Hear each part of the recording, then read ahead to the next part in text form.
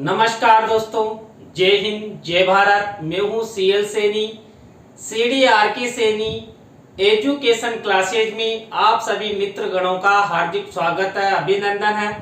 दोस्तों, आप द्वारा हमारे इस चैनल के इस हेल्पलाइन नंबर पर जो भी आपके पाठ्यक्रम से संबंधित जो भी टॉपिक है, लेसन प्लान है, ये हमें सेंड किए जाते हैं। अंडर 15 दिन में हम उन्हें समझाने का प्रयास करते हैं। दोस्तों, आज की लाइव क्लास के अंतर्गत हम हिंदी गद्य पाठ योजना क्रमांक 65 के अंतर्गत आत्मनिर्भरता इस टॉपिक पर आपको लेसन निर्माण करना बताएंगे। दोस्तों, यह टॉपिक बगड़ी टोक से ज्योति योगी इस प्रशिक्षणार्थी ने हमें सेंड किया है। बहुत ही अच्छा टॉपिक है और इस पर आप अच्छा फाइनल लेसन भी दे सकते हैं। तो दोस्तों, शुरू करने जा रहे हैं आज की हमारी ये क्लास। सभी फ्रेंड क्लास को लाइक और शेयर कर दीजिए। दोस्तों, जब हिंदी गद्य पाठ योजना का निर्माण किया जाता है तो सबसे पहले हम यहाँ पर श्यामपट्ट पूर्ति का निर्माण करते हैं। इस श्यामपट्ट पूर्ति के अंतर्गत हम विद्यालय का नाम, कक्षा, दिनांक, विषय, विधा, कालांश का समय, बीच सेंटर में हमारे मुख्य प्रकरण का नाम लिखते हैं। मुख्य प्रकरण को अंडरलाइन करते हैं और इन्वर्टेड कॉमास में बंद करते हैं। दोस्तों, श्यामपट्ट पूर्ति के बाद हम यहाँ पर उद्देश्य, विशिष्टीकरण और अपेक्षित व्यवहारगत परिवर्तन का फॉर्मेट बनाते हैं। दोस्तों, यहाँ पर 6 उद्देश्य लिए जाते हैं, उनके विशिष्टीकरण बनाए जाते हैं और अपेक्षित व्यवहारगत परिवर्तन हम बनाते हैं। तो दोस्तों, मैं आपको बता दूं, यहाँ पर पहला उद्देश्य लिया जाता है ज्ञानात्मक। अब ज्ञानात्मक उद्देश्य से रिलेटेड 1 से 2 विशिष्टीकरण और 2 से 3 अपेक्षित व्यवहारगत परिवर्तन हम अपनी दैनिक पाठ योजना डायरी में बनाते हैं। इसी क्रम में अवबोधात्मक उद्देश्य से रिलेटेड 1 से 2 विशिष्टीकरण और 2 से 3 अपेक्षित व्यवहारगत परिवर्तन हम इस तरह बनाते हैं। इसी क्रम में यहाँ पर हम अभिव्यक्त्यात्मक उद्देश्य से रिलेटेड 1 से 2 विशिष्टीकरण और 2 से 3 अपेक्षित व्यवहारगत परिवर्तन बनाते हैं। इसी क्रम में कौशलात्मक उद्देश्य से रिलेटेड 1 से 2 विशिष्टीकरण और 2 से 3 अपेक्षित व्यवहारगत परिवर्तन हम अपनी दैनिक पाठ योजना डायरी या फाइनल लेसन की डायरी या आलोचना समालोचना की डायरी में बनाते हैं। इसी क्रम में अभिरुच्यात्मक उद्देश्य से रिलेटेड 1 से 2 विशिष्टीकरण और 2 से 3 अपेक्षित व्यवहारगत परिवर्तन हमारे द्वारा बनाए जाते हैं। इसी क्रम में अभिवृत्त्यात्मक उद्देश्य से रिलेटेड 1 से 2 विशिष्टीकरण और 2 से 3 अपेक्षित व्यवहारगत परिवर्तन हम बनाते हैं। तो दोस्तों, यहाँ पर ये 6 उद्देश्य, उनके विशिष्टीकरण और अपेक्षित व्यवहारगत परिवर्तन आपको हिंदी गद्य पाठ योजना में इस प्रकार बनाना है। इसके बाद हम यहाँ पर कक्षा शिक्षण सहायक सामग्री का कॉलम बनाते हैं। दोस्तों, कक्षा शिक्षण सहायक सामग्री 2 प्रकार की होती है, सामान्य शिक्षण सहायक सामग्री और विशिष्ट शिक्षण सहायक सामग्री। दोस्तों, सामान्य शिक्षण सहायक सामग्री तो हमें मार्केट में रेडीमेड मिल जाती है, लेकिन जो विशिष्ट शिक्षण सहायक सामग्री होती है, जिसके अंतर्गत हम चार्ट, चित्र, मॉडल प्रतिकृति आदि का निर्माण करते हैं, तो यहाँ पर वो हमारे द्वारा निर्मित की जाती है। तो दोस्तों, यहाँ पर जो हमारा मुख्य प्रकरण है आत्मनिर्भरता, इस पर हम चार्ट और चित्र का प्रयोग करेंगे। इसके बाद पूर्व ज्ञान का कॉलम बनाना है। इसके बाद शिक्षण विधि प्रविधि का कॉलम बनाना है। तो दोस्तों, यहाँ तक की प्रक्रिया, यहाँ तक के फॉर्मेट के बाद हम हमारे मुख्य प्रकरण की ओर बढ़ते हैं और हमारे मुख्य प्रकरण का पहला सोपान, पहली स्टेप, पहला चरण, पहला शिक्षण बिंदु होता है प्रस्तावना। दोस्तों, यहाँ पर मैंने आपको कई बार बताया है कि हम 3 से 5 प्रस्तावना के प्रश्न बनाते हैं। अंतिम प्रश्न हमारा समस्यात्मक होता है। यहाँ पर जो प्रश्न बनाए जाते हैं सरल से कठिन की ओर शिक्षण सूत्र पर आधारित होते हैं।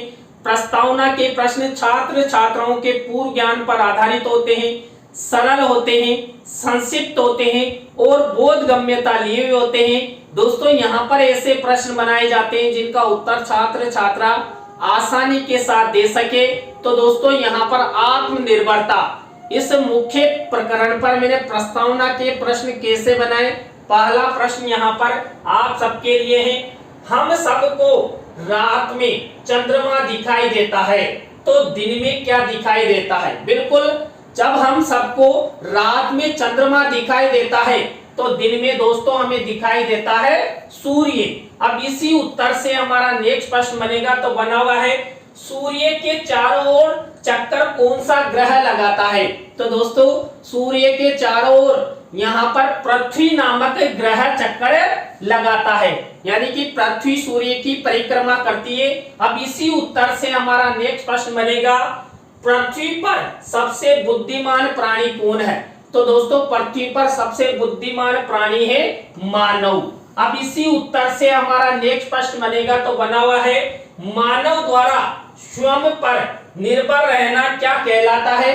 तो मानव द्वारा स्वयं पर निर्भर रहना आत्मनिर्भरता कहलाता है, कि वो खुद ही आत्मनिर्भर है, स्वयं पर निर्भर रहता है।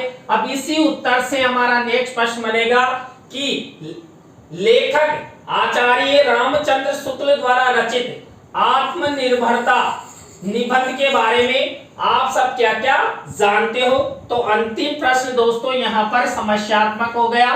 मैंने जैसा बताया वैसे प्रश्न सरल से कठिन की ओर शिक्षण सूत्र का प्रयोग किया गया है। प्रश्नों में तारतम्यता है, जिग-जियक है। सभी प्रश्न छात्र छात्राओं के पूर्व ज्ञान पर आधारित हैं। यहाँ पर इन प्रश्नों के उत्तर छात्र छात्रा आसानी के साथ दे सकते हैं। दोस्तों प्रस्तावना शिक्षण बिंदु के बाद सेकंड शिक्षण बिंदु होता है उद्देश्य कथन। दोस्तों उद्देश्य कथन करते हुए ही हम श्याम पट पर हमारे मुख्य प्रकरण का नाम लिखते हैं, मुख्य प्रकरण को अंडरलाइन करते हैं और इन्वर्टेड कॉमास में बंद करते हैं। यहाँ पर देखिए उद्देश्य कथन किया गया है, बच्चों आज हम सब लेखक आचार्य रामचंद्र शुक्ल द्वारा रचित आत्मनिर्भरता निबंध के बारे में विस्तार पूर्वक अध्ययन करेंगे। तो दोस्तों ये उद्देश्य कथन हुआ। तो प्रस्तावना उद्देश्य कथन के बाद थर्ड नंबर की स्टेप आती है पाठ प्रस्तुतिकरण। दोस्तों यहाँ पर पाठ योजना के सभी शिक्षण बिंदु पाठ प्रस्तुतिकरण के अंतर्गत ही चलते हैं। तो दोस्तों यहाँ पर पाठ प्रस्तुतिकरण के अंतर्गत जो छात्र अध्यापक छात्र अध्यापिका होते हैं, ये मुख्य प्रकरण से संबंधित जो हमारा पाठ होता है, जैसे यहाँ पर आत्मनिर्भरता पाठ है, इस पाठ की पृष्ठ संख्या खोलने के लिए निर्देश देता है, देती है। तो ये पाठ प्रस्तुतिकरण की स्टेप हो गई। पाठ प्रस्तुतिकरण की स्टेप के बाद हम आगे बढ़ते हैं और नेक्स्ट स्टेप आती है दोस्तों आदर्श वाचन की।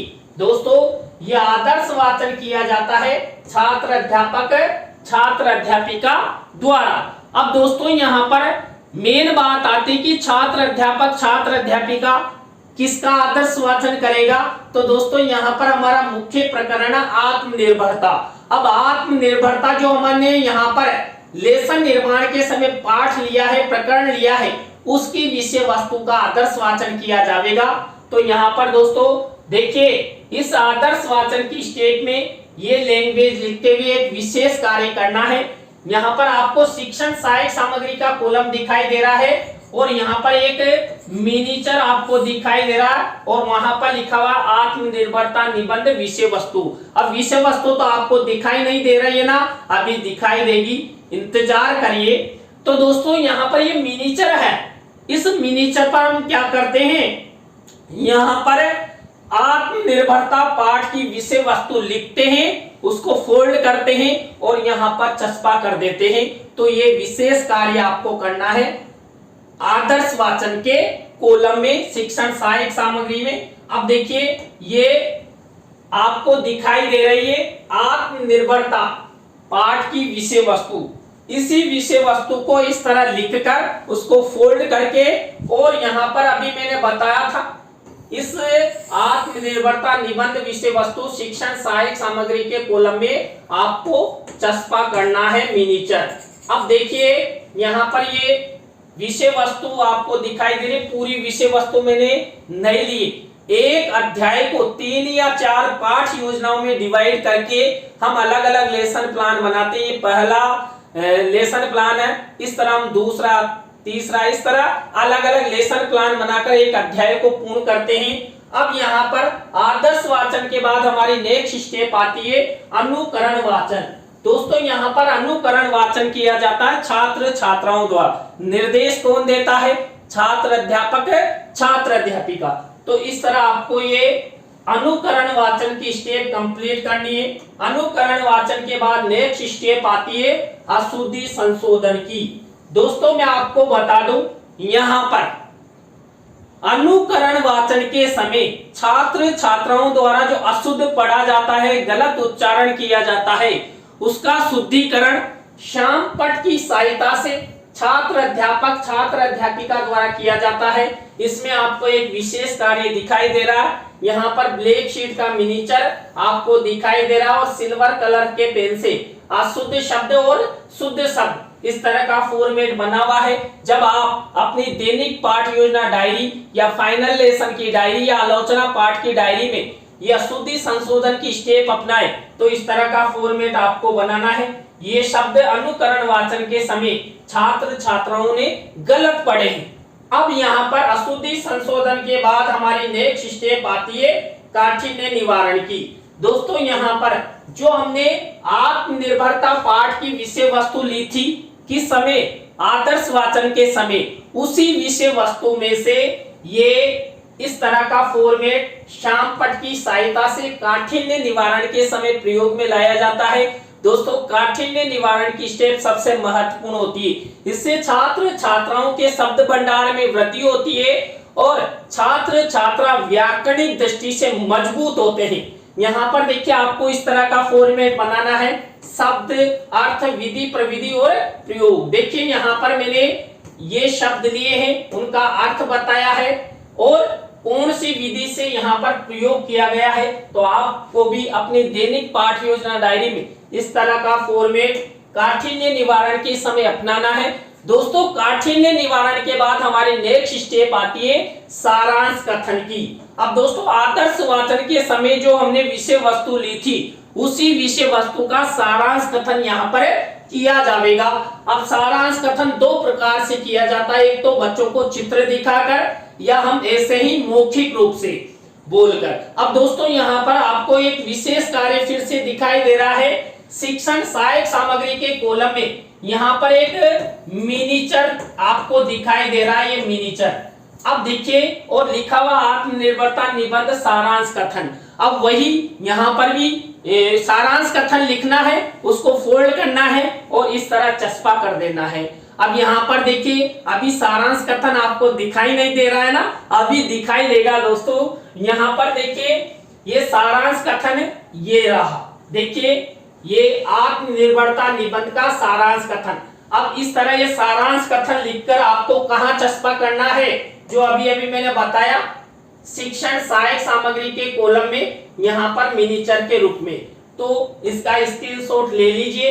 अब इसके बाद आगे बढ़ते हैं, नेक्स्ट स्टेप आती है बोध प्रश्नों की। दोस्तों यहाँ पर बोध प्रश्न उत्तर बनाते हैं। जो हमने आदर्श वाचन के समय जो विषय वस्तु ली थी उसी विषय वस्तु में से ये बोध प्रश्न उत्तर हमारे द्वारा बनाए जाते हैं। आपको इस तरह ये बोध प्रश्न उत्तर बनाना है। बोध प्रश्न उत्तरों के बाद हमारी नेक्स्ट स्टेप आती है मौन वाचन की। मौन वाचन किया जाता है छात्र छात्राओं द्वारा। निर्देश कौन देता है? छात्र अध्यापक, छात्र अध्यापिका। तो इस तरह का ये मौन वाचन का कॉलम इस तरह रहेगा। इसके बाद नेक्स्ट स्टेप आती है विचार विश्लेषणात्मक प्रश्नों की। दोस्तों विचार विश्लेषणात्मक प्रश्न, बिल्कुल ये विचार विश्लेषणात्मक प्रश्नों में क्यों और कैसे वाले यानी कि एक से अधिक पंक्तियों वाले आंसर लिए जाते हैं। तो इस तरह देखिए मेरे द्वारा विचार विश्लेषणात्मक प्रश्न बनाए गए, आपको भी इस तरह विचार विश्लेषणात्मक प्रश्न बनाना है। विचार विश्लेषणात्मक प्रश्नों के बाद हमारी नेक्स्ट स्टेप आती है मूल्यांकन प्रश्नों की। दोस्तों मूल्यांकन प्रश्न, इस स्टेप में ना आपको कई बार बता दिया हम 3 प्रकार के प्रश्न लेते हैं और प्रत्येक प्रकार के प्रश्न में 2-2 प्रश्नों का निर्माण करते हुए टोटल 6 प्रश्नों का निर्माण करते हैं। देखिए पहला प्रश्न वस्तुनिष्ठ, रिक्त स्थानों की पूर्ति कीजिए और लघुत्तरात्मक अति लघुत्तरात्मक प्रश्नों के उत्तर दीजिए। प्रत्येक प्रकार के प्रश्न में 2-2 प्रश्न है। इस तरह आप जब अपनी दैनिक पाठ योजना डायरी में मूल्यांकन प्रश्न बनाएं तो इस तरह ब्लैक शीट का मिनीचर चस्पा करना है और सिल्वर कलर के पेन से ये मूल्यांकन प्रश्न बनाना है। बात आती है मूल्यांकन प्रश्न कहां से बनाए जाते हैं। तो दोस्तों आदर्श वाचन के समय जो हमने विषय वस्तु ली थी उसी विषय वस्तु में से ये मूल्यांकन प्रश्न बनाए जाते हैं। मूल्यांकन प्रश्नों के बाद हमारी नेक्स्ट स्टेप आती है गृह कार्य की। दोस्तों गृह कार्य का प्रश्न भी वही ब्लैक शीट के मिनीचर पर सिल्वर कलर के पेन से लिखकर छात्र छात्राओं के लेखन कौशल के विकास हेतु यहाँ पर होमवर्क दिया जाता है और ये निबंधात्मक प्रश्न होता है। तो दोस्तों इस तरह आपको ये गृह कार्य की स्टेप कंप्लीट करनी है। दोस्तों आज की लाइव क्लास के अंतर्गत हमने आपको आत्मनिर्भरता इस पाठ के बारे में लेसन निर्माण करना बताया जो आचार्य रामचंद्र शुक्ल द्वारा रचित है। कक्षा 8 का टॉपिक है। आज की हमारी ये लाइव क्लास आपको कैसी लगी कमेंट सेक्शन में हमें जरूर बताएं। अच्छी लगी हो तो लाइक करें, कमेंट्स करें और अपने अपने दोस्तों को शेयर जरूर करें। आप सब हमारी लाइव क्लास के साथ जुड़े, आप सबको बहुत बहुत धन्यवाद। बिल्कुल इसी तरह हमारे चैनल का सपोर्ट बनाए रखें। और दोस्तों आप भी चाहते हैं कि सैनी सर द्वारा हमारे लेसन प्लान बनाए जाएं तो आप हमारी इस हेल्पलाइन नंबर पर हमसे कांटेक्ट करें। अंडर 15 दिन में हम आपका जो लेसन प्लान का टॉपिक है उसको कंप्लीट बनाकर हमारे इस चैनल पर अपलोड करने का प्रयास करेंगे। तो दोस्तों आज के लिए बस इतना ही। न्यू लाइव क्लास के साथ फिर मिलते हैं कल इसी समय इसी चैनल पर। जय हिंद, जय भारत, राम राम सा।